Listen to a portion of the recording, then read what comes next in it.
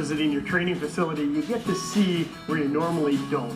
And by that I mean, here's a plenum, you get to see the A coil for the air conditioning system, and I also notice a couple blue lights up there. Yeah, the blue lights, those are actually UV lights that radiate onto the coil and the condensate pan to actually kill microbes that can grow on there, which does two things: keeps it cleaner, higher efficiency. Well, another one of those add-ons, and we're going to cover a bunch of add-ons on a future segment, but right now I want to look at air conditioning systems, the different components that make them up, and really help the consumer select the right model for their situation based on that needs analysis. Okay, let's think about that. We have the A coil. What this does is it extracts the heat out of the indoor air.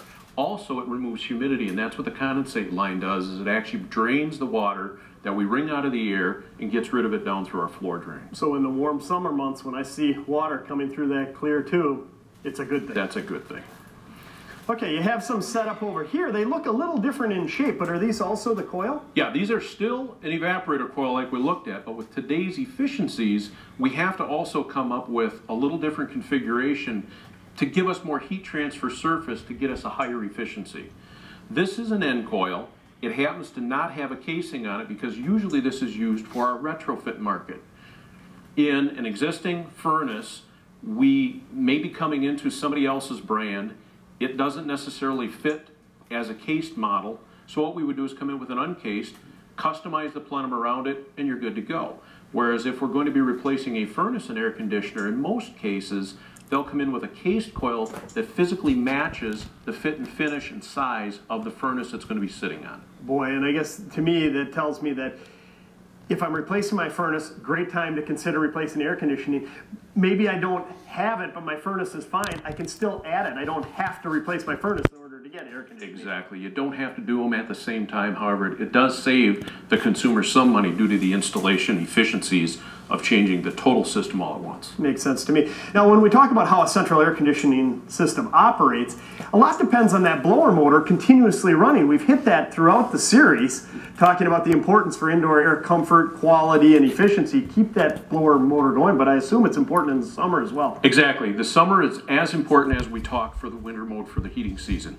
As we know, hot air rises. Nobody can get away from that. So in the summertime, it's even more important that as we're running the continuous fan to do a couple things. One, there's a lot more pollen in the air, so by running the fan it allows us to clean the air. Secondly, it helps balance the temperature in our home, so that hot air that rises, if we didn't run the furnace fan, it would stay up there until we finally had a call for cooling. What we would rather do is have that airflow continuously move around through the house.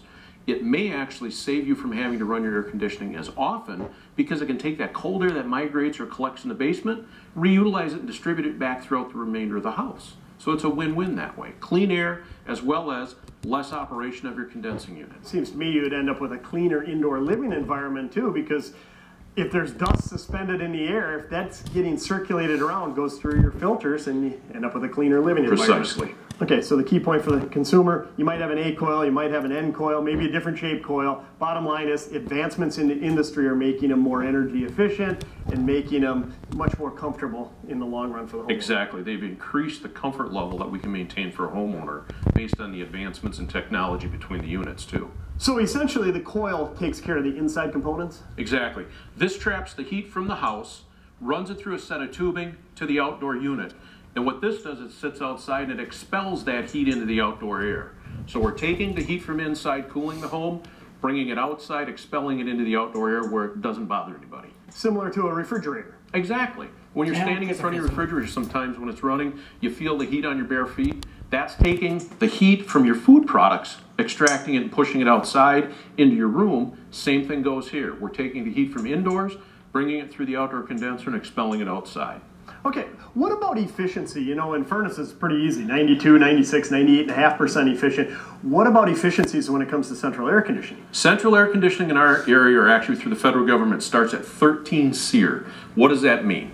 That means that we have an energy efficiency rating of 13. The higher the number goes, the cheaper it will be for me to cool my house. And the range right now is 13 all the way up to 21 SEER. Okay, when we go up in efficiencies in furnaces, there's a considerable savings in energy. Am I going to see a payback with a central air conditioning system? Say I go from a 13 up to a 20? You'll see a percentage savings identical. So if we were at 10 and we went to a 20, that would be a 50% savings when we look at SEER rating. So that's a lineal savings of electrical as we're cooling the home. Okay, but here, let's face it, in the upper Midwest, we don't run it continuously a lot of the times. Exactly. So in our market, there's a couple things that we really look at. If I, as a consumer, have indoor air quality issues where I'm really affected by pollen and dust and things like that, I may never open my windows. I may go right from running the heating in the wintertime and transition to air conditioning in the summer. It would then be much more important for me financially to upgrade to a higher SEER unit.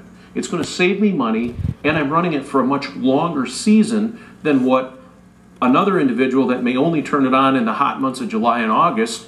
They don't need it as efficient at that point. And you know, that makes great sense if you have health issues, if you have suffer from allergies, even humidity, because I know we touched on that these help with the humidity. Think about an 80-degree day here in the upper Midwest. A lot of times that doesn't sound like a lot of heat, but the humidity is oppressive. Air conditioner, if you're running it, you can do it more cost effectively if you have a higher end unit. Yeah, that's a good point. The higher efficiency in that regard is going to save you money. When we say we're cooling the home, we also dehumidify, and that's a major factor in being comfortable indoors. 75 degrees and high humidity feels a lot more uncomfortable than 75 degrees with a constant 50% relative humidity inside. Yeah, in the winter it's bad to have a cold room in the house, but I don't like that clamminess that comes with those really humid days. So with a high efficiency air conditioner system, I can efficiently create a comfortable living environment. Now over here there's a smaller sized condensing unit as compared to this one here. Is it just based on the size of a house? Two things go into that. These are actually relatively close in the same capacity, but there's a difference in their efficiencies.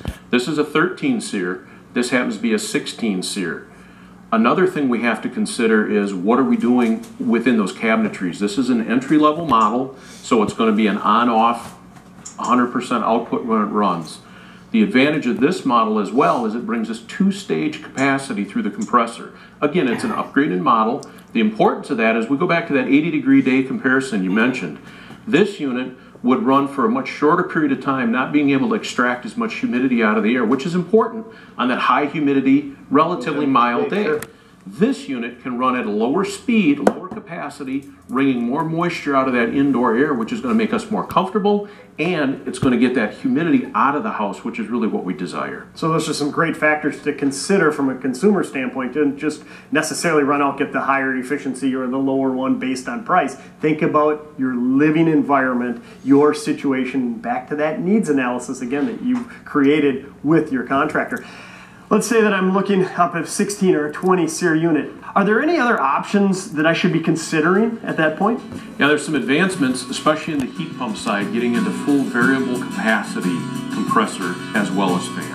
And a heat pump, of course, can not only cool, but heat your home. Exactly. Well, with all the advancements in that, that's room for another segment. We'll cover that at a later date.